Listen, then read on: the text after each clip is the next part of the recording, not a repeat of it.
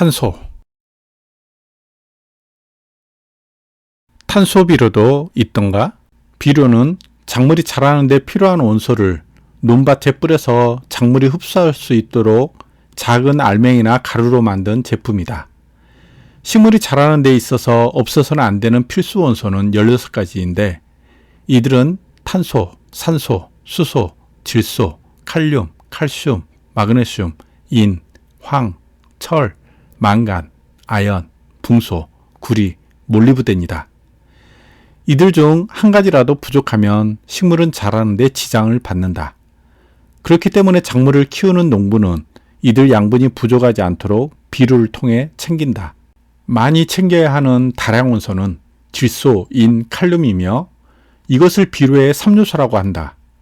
수량 원소는 칼륨, 마그네슘, 황이며 미량 원소는 붕소, 구리, 철, 아연, 망간, 몰리브덴, 염소이다.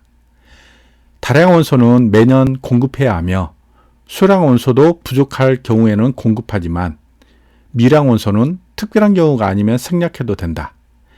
작물에 따라 어떤 원소를 특별히 좋아하는 경우가 있는데 이들 작물에는 이들 양분을 별도로 챙겨줘야 한다. 가령 배추는 붕소를 좋아하고 콩은 몰리브덴을 좋아하며 시금치는 염소를 좋아한다. 근데 이상하다. 식물의 필수 원소는 16가지인데 비료로 챙겨주는 원소는 왜 13가지 뿐일까? 탄소, 수소, 산소 이 세 원소는 왜 비료에 없는 걸까? 그 까닭은 물과 공기를 통해 이 세 가지 원소가 자연스레 공급되기 때문에 일부러 비료로 챙겨줄 것까지는 없어서다. 그래서 탄소와 수소와 산소는 비료에서 빠졌다. 그럼 탄소 비료는 없는 걸까? 탄소 비료도 있다. 탄소는 공기를 통해 공급받는다. 식물은 공기 중에 이산화탄소에서 탄소를 얻는데 이산화탄소는 산소 2개와 탄소 1개가 결합된 기체이며 식물은 이 이산화탄소를 쪼개서 탄소를 얻는 것이다. 공기는 풍부하며 주변에 늘 존재한다. 맞다. 주변에 널리고 널린 게 공기다. 하지만 이 공기 중에 탄소가 들어있는 이산화탄소는 매우 희박하다. 질소는 공기 중에 열의 8을 빚지만 탄소는 열의 하나는커녕 100의 하나, 1000의 하나도 못 되고 기껏해야 만의 넷이다. 공기 중에 질소는 78%이고 산소는 21%인데 반해 이산화탄소는 겨우 0.04%다. 이 양은 식물이 광합성을 하여 양분을 만들기 위해 최적의 농도는 아니다.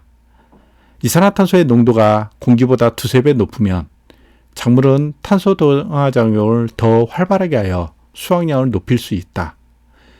이산화탄소를 비료처럼 주는 경우가 있는데 이것을 탄소비료라고 일컬을 수 있겠다. 그럼 탄소비료도 있는 걸까? 산소비료, 수소비료가 없듯이 탄소비료도 없다고 생각해도 된다. 탄소를 공급하기 위해 이산화탄소를 공급하는 것을 탄산시비라고 하지만 이것은 실험실의 비커 안에서 벌이는 제한적인 시험이라고 여겨도 무리는 아니다. 작물이 자라는 바깥에서는 이산화탄소를 일부러 줄 필요는 없다. 공기 중의 이산화탄소 농도가 식물이 자라기 위해 최적의 양은 아닌 것은 맞다. 하지만 생물은 모든 것을 충족한 상태에서 자라는 것은 아니다. 부족하면 부족한 대로 맞춰서 산다. 식물에게 있어서 이산화탄소가 그렇다. 알래스카에서 태어난 이누이트족이 추위를 받아들이듯 식물은 공기 중에 극소량만 존재하는 이산화탄소를 받아들이며 나름대로 살아간다. 시설 재배를 하는 농가에서는 프로판가스를 태워서 일부러 이산화탄소를 하우스 안에 집어넣어 작물을 빨리 자라게 하는 경우도 있지만 이것은 식물에게 가하는 가혹행위라고 볼 수 있다. 달걀을 많이 낳게 하려고 좁은 틀 안에서 움직이지 못하게 하고 밤에도 불을 비춰 암탉을 키우는 것과 다르지 않다. 탄소는 분명 식물이 자라는데 없어서는 안 될 필수 원소의 하나인데 논밭에서 탄소를 비료로 챙겨주지는 않는다. 그렇다고 해서 탄소의 존재감마저 잊으면 안 된다. 동물이나 식물 등 생물체의 몸을 구성하고 있거나 이들이 만들어내는 화합물을 유기물이라고 하는데 유기는 생명체라는 의미다. 유기물과 무기물로 나눌 때의 기준은 탄소다. 탄소가 있으면 유기물이고 탄소가 없으면 무기물이다. 탄소는 생명체를 나타내는 것이다. 탄소는 속옷 같은 존재다. 겉으로는 입었는지 안 입었는지 알 수도 없고 볼 수도 없지만 속에서 나름의 역할을 감당하는 속옷. 우리가 늘 하는 일, 매일 만나는 사람, 자주 쓰는 물건, 바로 탄소 같은 것이다. 늘 곁에 있기에 존재감을 잊고 지내는 존재들. 그러나 없으면 절대 안 되는 존재들. 값어치를 크게 매기지는 않지만 가치마저 작은 것이 절대 아닌 존재. 바로 탄소다. 5월 어린이날은 온 나라가 들썩이고 곳곳마다 어린이들로 붐빈다. 산소 같은 날이다. 깊게 들숨 쉬며 산소를 들이켠다. 5월은 어린이날만 있는 것이 아니다. 어버이날도 있고 스승의 날도 있다. 어린이날과 달리 조용히 보내는 이 날에 길게 날숨 내쉬며 이산화탄소를 내보낸다. 내가 살아있는 것은 호흡을 하기 때문이고 호흡은 들숨만 있는 것이 아니라 날숨도 있음을 당연히 숨 쉬다가 문득 숨 멈추고 생각한다. 사람은 산소를 마시고 이산화탄소를 내뿜지만 식물은 이산화탄소를 마시고 산소를 내뿜는다.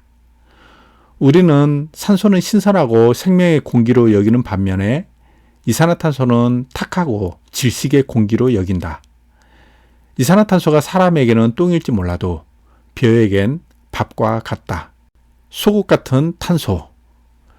눈에 띄어 부러움을 한 몸에 받는 겉옷이 아니지만 속살을 보듬으며 지켜주는 속옷은 바로 우리의 부모, 스승, 벗, 동료 같은 존재다. 부모는 자식을 낳았으니 당연히 양육해야 해. 스승은 선생이니 당연히 학생을 가르쳐야 해. 친구와 동료는 늘 내 곁에 있다고 당당하게 우기면 당황스럽다.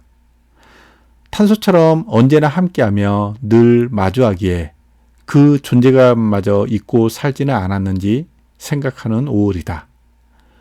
비록 질소, 인, 칼륨처럼 비료를 챙겨주지 않더라도 없어서는 안 될 원소가 탄소이듯 부모, 스승, 친구, 동료가 그러하다.